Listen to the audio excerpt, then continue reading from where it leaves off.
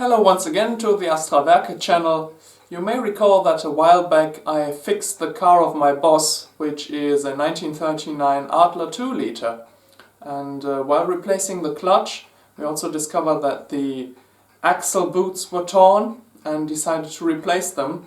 And I opted for a universal solution, ones which you can cut to your own specifications needed, which didn't last too long, unfortunately. Either it was too much stress for them, they were maybe too thin, or just the wrong rubber compound. They just started tearing after a few months basically, and also I noticed that the joint which keeps the wheel and the drive shaft connected decided to wallow around in the axle boot and make it flex down and up and close. And all that rubbing over miles and miles just wouldn't do it any good. So I thought, well, we need a different solution. Parts for these cars, basically impossible, especially rubber parts. I mean, the dies used back then are long gone. Having new ones custom made, also only really economical once you do thousands of them, because you need to make a proper die and hook it up to a proper machine and whatnot. So I decided to make them myself. Sounds like a good idea, right?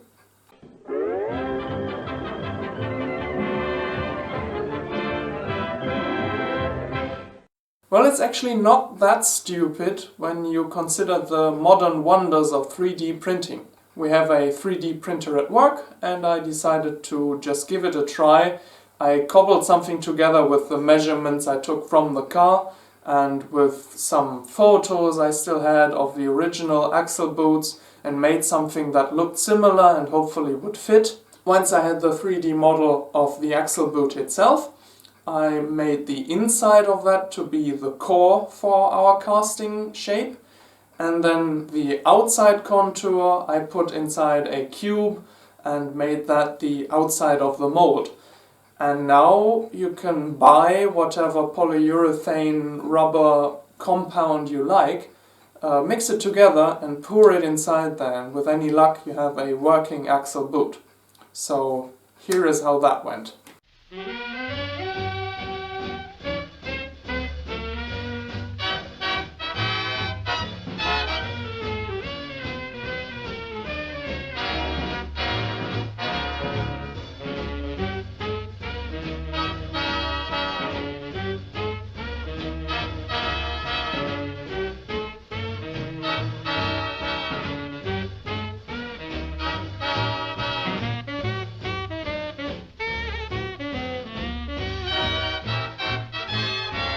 Okay, the molds are completely finished printed. I've decided to reprint this one here because I've had some issues with the support material sticking to the base, and in some cases it made some back undercut contours which I imagine would be hard to get the readily cast piece removed from. So we've got this one anew with less sticktivity going on. And here we've got the registering pins in both of them, so I can just shove these together like so, and the pins will keep them from misaligning. And to fill this with, I've got this urethane stuff, which comes with the base and a hardener. And you mix these two together and then hopefully pour these in without any issues whatsoever. And after a few hours we should see the first results. So nothing ventured, nothing gained. Let's give this a try. This stuff is supposed to help separate the molds from each other later on, with the rubber in between. Silicone spray would probably do the same job, but I know so little about chemistry that I thought I'd better, buy the stuff which is made exactly for the purpose I need. I want a big fat mama. Yes, yes. I want a big fat mama. Yes, yes. I want a big fat mama. Yes, indeed. I want a big fat mama. That's all I need. I want a big fat mama to tell my troubles to. what immediately becomes obvious, number one, I should have sized the molds according to my largest C-clamps, so I now had to use some zip ties, gang them together and cinch it all down. Should work out regardless. And number two, the opening here I left for pouring, a little bit on the small side, so I'm going to have to do some damn good aiming, which I won't, so it'll be all a mess. I want a big fat mama. Gotta be big and round. I want a big fat mama. One who can really go to town. I want a big fat mama. Fine but a bowl. I want a big fat mama. A gang of mama to hold. I want a big fat mama who knows just what to do. Well, whatever can go wrong will go wrong, obviously. Let's hope that these pieces of wood will give enough tension to seal things up. And let's also hope that this mold separator stuff does its job, because otherwise I've got a nicely tied together package of plastic which can go straight into the bin. Cool in the summer, warm in the fall, hot in the winter, and that ain't all. In the spring she's fine as wine. She's a four-season mama, and she's mine, all mine. Well, I tried my luck on the easier one first, which isn't full of, seepage, and I've gotten the top half off. Tactic was to just pry it open a little bit, cut it, and use varying objects of increasing thickness and taperedness to gradually pry this open with as much area as possible. Now it's still stuck in the bottom half, so I'm going to have to do that next. And then I'm going to have to get the core out of this, hopefully by just folding this over each other, and this stuff should be flexible enough to survive that without tearing. Otherwise this whole experiment was just a lost cause. Okay, we've reached a point here where I don't think I have to explain much more. Big fat mama who set my soul on fire.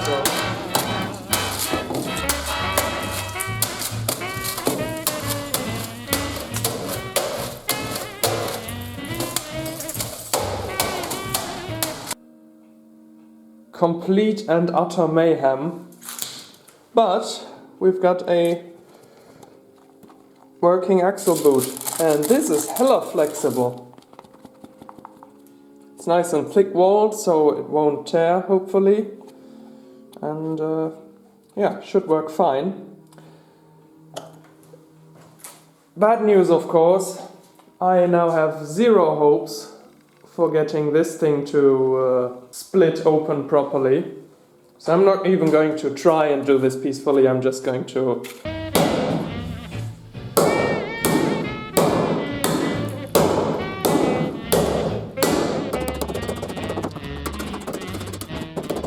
So here are the two fellas, and the workshop looks like Dresden 1945. Time to tidy up and prepare for making a second mold. Another one.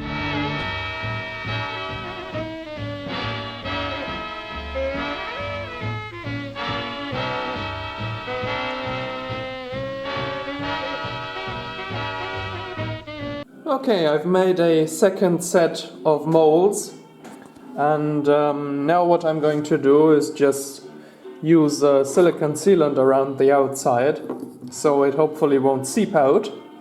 And as you can see, I've reduced the meat of this by a lot, so hopefully it should be easier to crush.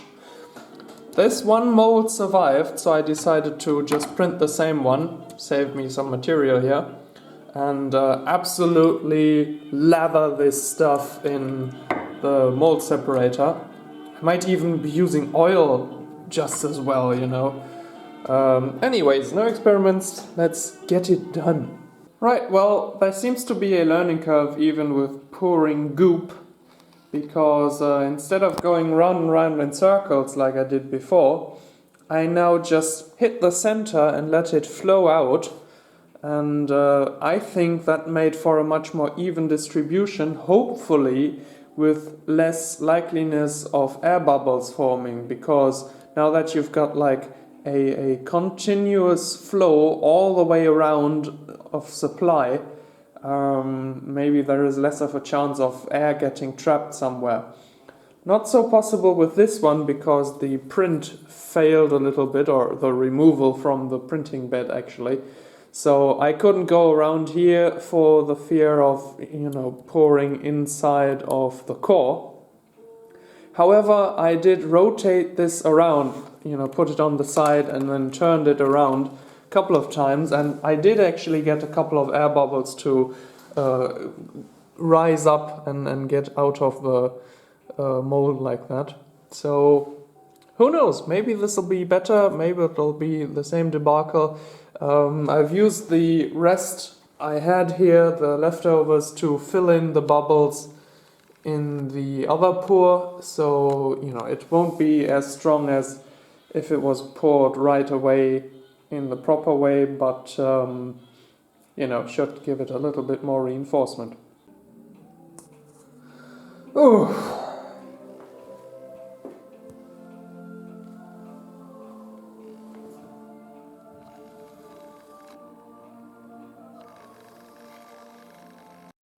So the large axle boot went on no problems.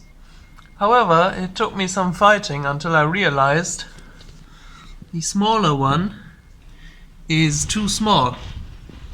It's pretty hard to measure the dimensions while everything is installed and lying under the car with everything in the way.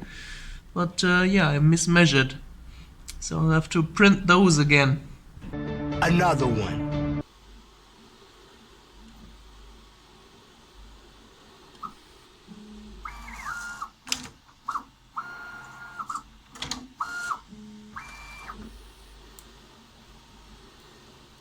Boot mold version 3.0. I've decided, since I'm going to destroy these anyways, why not just make the shell so there's less to be destroyed. And also, because this is now solid and not hollow, maybe this is flexible enough that I can peel it off.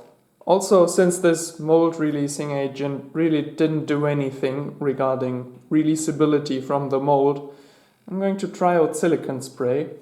It doesn't evaporize as much. There's still some oily residue left on the thing. So, maybe this is our goal, to easy removability.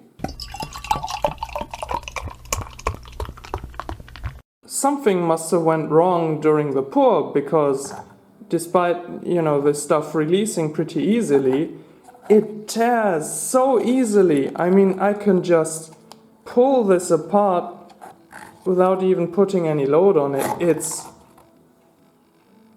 I don't know if the silicone spray has something to do with this, but you can practically press this apart with your fingers. This is frustrating. And another one.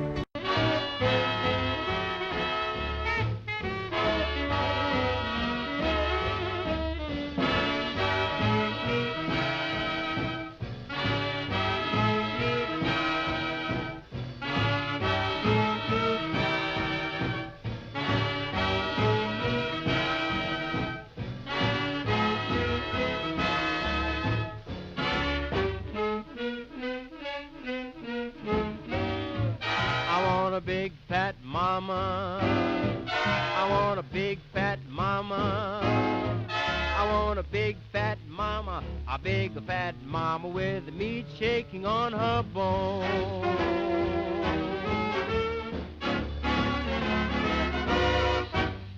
I've gotta say, these ones were the easiest to remove from the molds. I mean, the molds are still scrapped by now, but they didn't require complete atomization in order to be removed. They came out in large chunks and they didn't stick to the base, because this time I absolutely doused it in this anti-stick agent, and that seemed to be the ticket. Also barely any air bubbles to be spotted. I think there's one right down there which I shouldn't worry about, and one right there. And this one has got one right there. But, you know, third time's the charm apparently. These are not mush, these are actually structurally sound. And now we can once again try and assemble this stuff. After hours of toiling, the left side of the car is finally together. Nothing has ripped or torn yet, so I'm hoping that it'll stay that way. And now that I seemingly know what I'm doing, I shall film me doing the other side, most likely without any issues whatsoever and within a matter of minutes. We'll see about that.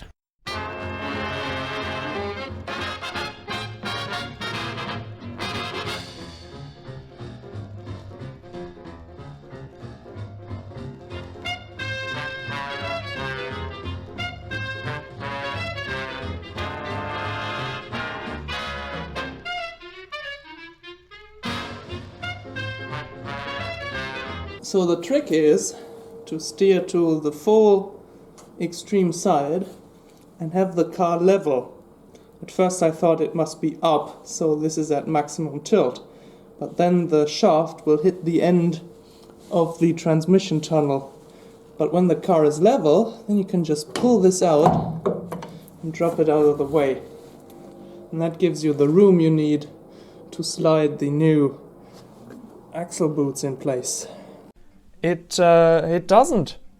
It worked on the drinker side no problem, but on the driver side, for some reason, I had to pull the entire drive shaft out and mangle the boot in from behind, then get the shaft back into place, and then assemble all this crap somehow. It took me quite a lot of intense cuss words to get there.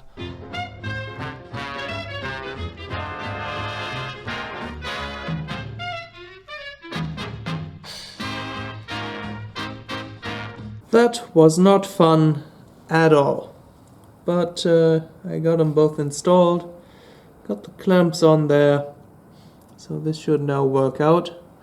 Didn't tear them in the process, so that's about half the rent. Now we're going to fill her up with grease and see how she does.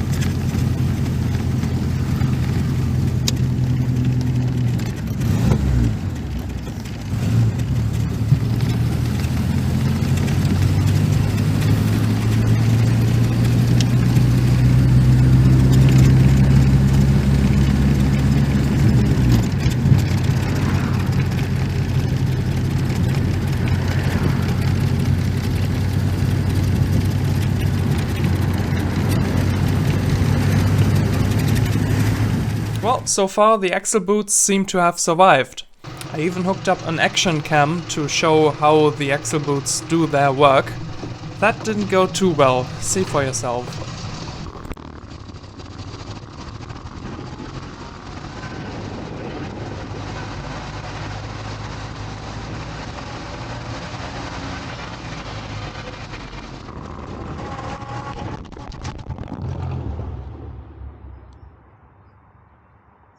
Ist nicht meine, keine Sorge.